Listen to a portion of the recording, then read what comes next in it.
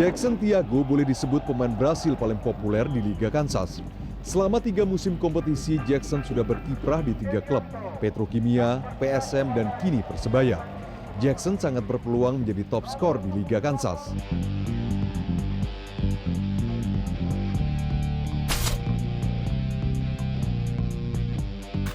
Sama seperti Jackson, Antonio Carlos de Melo juga telah bermain di 3 klub, Petrokimia, Mitra Surabaya, dan Persebaya.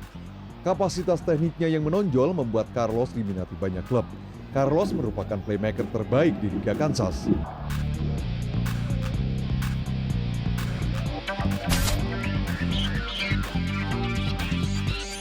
Satu lagi pemain Brasil yang berkiprah di Persebaya adalah Justino Pinheira da Silva. Justino baru musim ini bermain di Liga Kansas. Sebagai stopper, penampilannya elegan, taktis, dan sulit dilewati lawan. Pino adalah tembok kokoh tim Bajul Ijo.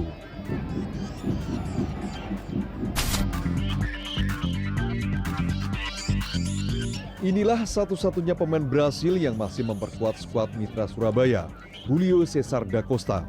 Kualitasnya sebagai libero bisa diandalkan, sehingga wajar tim pinggiran tetap mempertahankan eksistensinya.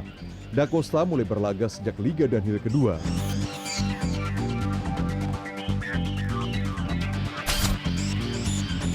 Untuk ukuran pemain asing, sosoknya terbilang mungil. Tapi jangan tanya soal kualitas teknisnya. Fabio Oliveira, pemain Brasil yang telah 2 musim kompetisi membela Persita, punya akselerasi tajam dan produktif membobol gawang lawan.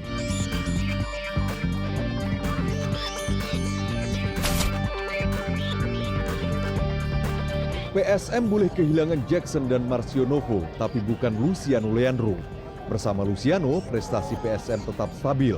Pemain asal Brasil ini merupakan jenderal dan maskot tim Juku Eja.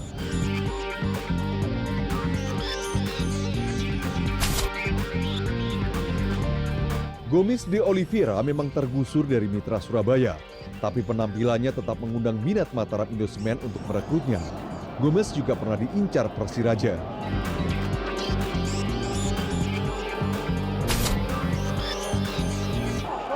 Sosoknya yang kokoh dan tegar bisa menjadi momok bagi penyerang lawan. Antonio Claudio, palang pintu PSP, jago membobol gawang lawan lewat sundulan dan tendangan bebas. Kontribusi Toyo sangat besar mengangkat prestasi tim pendekar Minang.